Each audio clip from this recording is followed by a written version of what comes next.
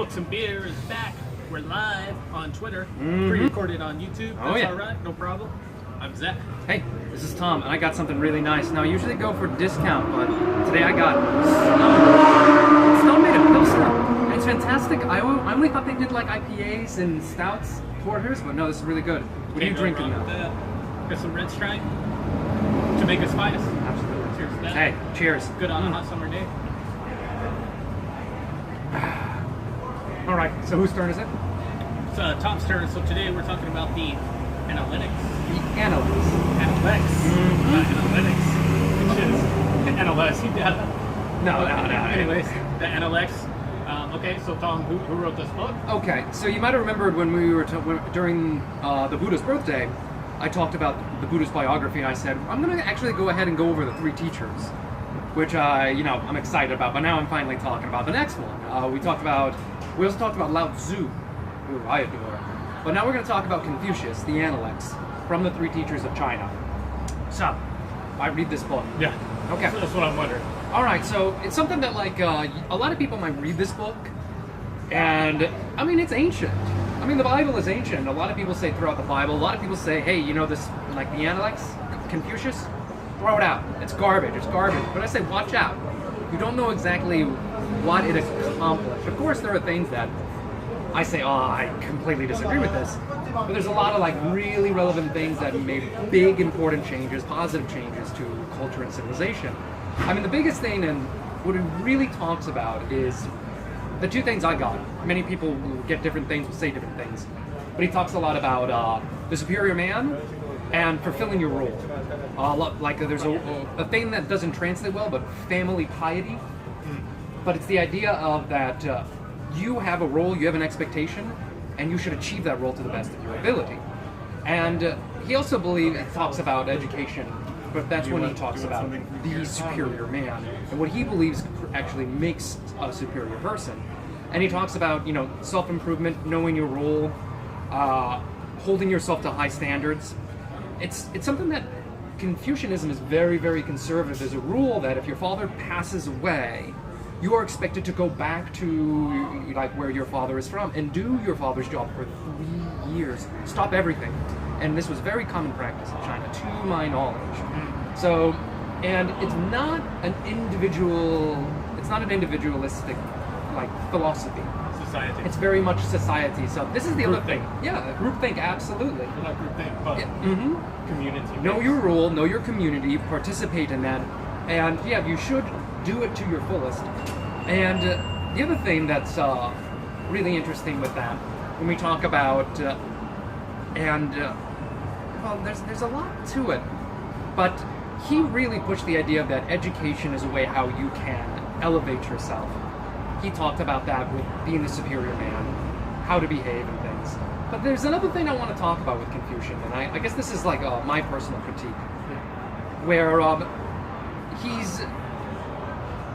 it's something that a lot of people don't know, that his father was I don't want to say a war general, but Confucius was massive, a huge man, and his father was a huge man too. Fought in a serious war, did extremely well, and he was rewarded with this. He was given multiple wives, but none of them produced a son, so he ended up having I don't want to call it a mistress, but another woman who had a son. But he wasn't raised by it. Confucius, and this was Confucius. He wasn't raised by his father, he was raised by his mother.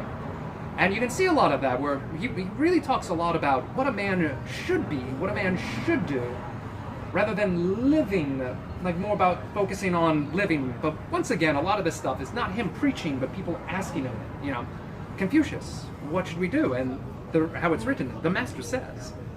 So he gives advice on that. The other thing that I guess I'll say, with the Analects they talk about is, if you know your role, do your role, and there shouldn't be a need for lots of laws and stuff. Confucianism is actually a government minimalist. The king should do their role, the people should respect that role, and that people should fulfill it. There shouldn't be any written contracts or anything to motivate people, it's just people should understand it. The king shouldn't have to enforce what he expects people to do. It should happen naturally, and that's something I really appreciate. And in that time, it's pretty great, but otherwise, know your role, which is very conservative, but do your role the best you can. I don't love the fact that it's it's once again someone who's very much, I guess, like anti what we might say. He's much more scholarly. Like the kind of like imagine like the husband that's a bureaucrat. That's what the kind of people who he wants to raise. Not necessarily someone who stands up against the enemy, who fights against them. That's not Confucius' style. But he really much is that we are personally responsible. Each person should be personally responsible, and we shouldn't have all these people running around telling us what to do. So those are some things from Confucius that I got from the Analects. I guess you could see a lot of those values living out to like Asian mentality or Asian way of thinking. Yeah. I guess as Chomsky says, it's like not who rules the world, but what values or ideas rule the world. And it's, I guess, it's something that I feel like is really being talked about now, but Confucian is very much family-oriented, community-oriented, and that's a really strong attribute for East Asia that is slipping away, I feel, in the West. And we can tell Western countries, all those dads out there, take care of your kids. Yeah. Don't abandon Raise your kids. Raise your kids. Confucius wasn't a great father. Talk the talk, but didn't walk the walk. He wasn't a good husband either. He wasn't cheating, but he just wasn't. He's like, I don't want to be your husband. I don't like you. I'm gonna go walk around China. But, such is human nature. I can say something and do something else. That's the way it is. But next time it's my turn, we'll finish it up. I'll talk about the Buddha again and his teachings and his like I guess what we would say is his quintessential teaching book. But yeah. So there you have it. I guess in the meantime, open up a cold beer and maybe read a book. Read a book while you're doing it. Ooh, by the way, these 3 teachers' books, public domain audiobooks on YouTube. No excuse. Just listen. That means for free. Yeah, that's what I did. I listened to all 3 of these in a week. So do it. 1 week. So cheers to that. Hey, cheers. Cheers to you guys. Hey. Books and beers.